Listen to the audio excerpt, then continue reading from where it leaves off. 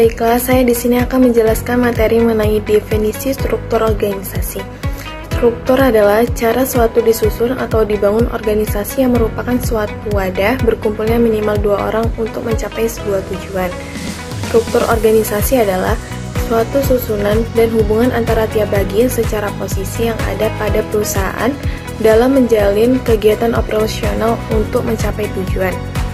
Struktur organisasi adalah bagaimana pekerjaan dibagi, dikelompokkan, dan dikoordinasi secara formal. Selain memiliki struktur, organisasi juga memiliki desain organisasi. Desain organisasi menurut Ivan Cevic 2008 mendefinisikannya sebagai proses penentuan keputusan untuk memilih alternatif kerangka kerja jabatan, proyek jabatan, dan departemen. Selanjutnya yaitu 6 elemen utama dalam organisasi. Yang pertama, spesialisasi kerja. Ialah pembagian kegiatan pekerjaan ke dalam berbagai tugas-tugas yang terpisah. Yang kedua, departementalisasi adalah kegiatan pekerjaan bersama yang harus dihimpun kembali sehingga berbagai pekerjaan yang terpisah dapat dikoordinasikan dan diintegrasikan kembali. Yang ketiga, rantai komando merupakan garis wewenang yang tidak terputus yang membentang dari tingkatan atas organisasi hingga tingkatan paling bawah dan menjelaskan siapa melapor kepada siapa. Yang keempat, rentang kendali merupakan jumlah karyawan yang dapat dikelola oleh seorang manajer secara efisien dan efektif. Yang kelima yaitu sentralisasi dan desentralisasi. Sentralisasi adalah memusatkan seluruh wewenang kepada sejumlah kecil manajer atau yang berada di posisi puncak pada suatu struktur organisasi. Sedangkan desentralisasi adalah pendelegasian wewenang dalam membuat keputusan atau kebijakan kepada manajer atau orang-orang yang berada pada level bawah dalam suatu struktur organisasi.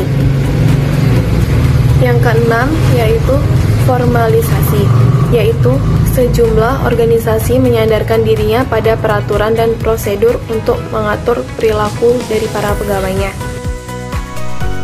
Baik, saya akan melanjutkan materi selanjutnya, yaitu model desain organisasi. Yang pertama, model organisasi mekanistik, yaitu model yang menekankan pentingnya mencapai produksi dan efisiensi tingkat tinggi. Henry Fayol mengajukan sejumlah prinsip yang berkaitan dengan fungsi pimpinan untuk mengorganisasi dan 4 diantaranya berhubungan dengan pemahaman modal mekanistik, yaitu prinsip spesialisasi merupakan sarana terbaik untuk mendayagunakan tenaga individu dan kelompok. 2. Prinsip kesatuan arah. Semua pekerja harus dikelompokkan berdasarkan keahlian. 3. Prinsip wewenang dan tanggung jawab, yaitu manajer harus mendapatkan pendelegasian wewenang yang cukup untuk melaksanakan tanggung jawab yang dibebankan kepadanya. 4. Prinsip rantai skalar, yaitu hasil alami dari pelaksanaan ketiga prinsip sebelumnya adalah rantai tingkatan manajer dari peringkat wewenang paling tinggi sampai dengan peringkat wewenang paling rendah. Rantai skalar adalah jalur keseluruhan komunikasi vertikal semua organisasi. 2. Model organik, yaitu menekankan pada pentingnya mencapai keadaptasian dan perkembangan tingkat tinggi. Desain organisasi ini kurang mengandalkan peraturan dan prosedur wewenang yang disentralisasikan atau spesialisasi yang tinggi. Proses dalam organisasi organik ada beberapa, yaitu yang pertama, proses motivasi berusaha menimbulkan motivasi melalui model partisipasi.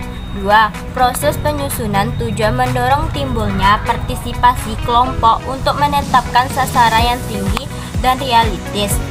Ketiga, proses kendali menyebar ke seluruh organisasi dan meningkatkan pemecahan masalah dan pengendalian. Perbedaan organisasi mekanik dan organisasi organik. Yang pertama, organisasi mekanik.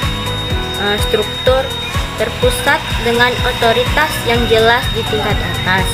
Koordinasi menggunakan perintah dan kontrol yang ketat dengan komunikasi formal dari atas ke bawah. Spesialisasi, tugas-tugas terdefinisi dengan jelas dan rutin dengan spesialisasi yang terbatas. Stabilitas, cenderung stabil dan konservatif, menghindari perubahan tidak perlu. Fokus lebih meningkatkan pada tujuan organisasi pada bentuk individu. 2. Organisasi organik. Struktur fleksibel dan datar dengan desentralisasi otomatis. Koordinasi bergantung pada komunikasi informal dan kolaboratif dengan keputusan yang dibuat secara kolektif. Spesialisasi, tugas lebih luas dan fleksibel memungkinkan adaptasi terhadap perubahan. Inovasi, mendorong kreativitas dan inovasi memberikan kebebasan kepada anggota untuk mencoba pendekatan baru. Fokus, memperhatikan kebutuhan individu dan mendorong partisipasi aktif dalam pengambilan keputusan. Faktor-faktor kontingensi. Pertama, ada strategi dan struktur. Struktur organisasi harus memfasilitasi pencapaian sasaran organisasi, karena sasaran organisasi merupakan bagian penting dari strategi organisasi. Kedua, teknologi dan struktur. Organisasi menyesuaikan struktur perusahaan terhadap teknologi dengan mempertimbangkan seberapa rutinnya teknologi mereka digunakan untuk mengubah input menjadi output. Ketiga, ukuran dan struktur. Banyak bukti menunjukkan bahwa ukuran organisasi mempengaruhi strukturnya. Keempat, ketidakpastian lingkungan dan struktur.